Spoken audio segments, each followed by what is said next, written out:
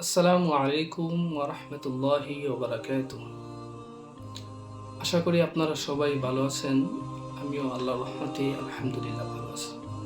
আজকে একটা বিষয় নিয়ে আলোচনা করব। বিষয়টা হচ্ছে হকল ইবাদ, মানে মানুষের হক সম্পর্কে। হক এমন একটা জিনিস, যে মানুষের হক, কোনো বান্দার হক মহান আল্লাহ রাব্বুল আলামিন স্বয়ং নিজে বলেন যে আমি আমার হক মাফ করে দিব, কিন্তু কোনো বান্দার হক আমি আল্লাহ রাব্বুল আলামিন মাফ করতে পারবো না।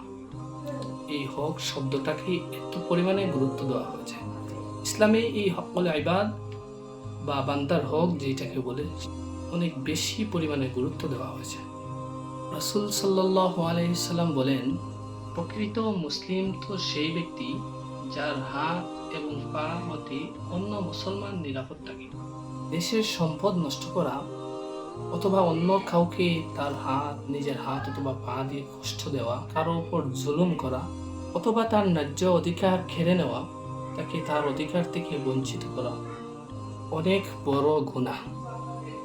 আল্লাহ রাব্বুল আলামিন বলেন, আমি কোনো বান্দার হক আমি মাফ করে দিতে পারবো না। যদি কোনো বান্দা তার নিজের হক যদি কেউ নষ্ট করে, আর যদি সেই বান্দা তাকে মাফ না করে, আমি আল্লাহ তাকে মাফ করতে পারবো না। আল্লাহ রাব্বুল আলামিন এত বড়, এত সত্য একটা কথা বলেছেন, অথচ আমরা এই এত বড় কথাটাকেও সামান্য তুচ্ছ মনে করে ছেড়ে দিচ্ছি।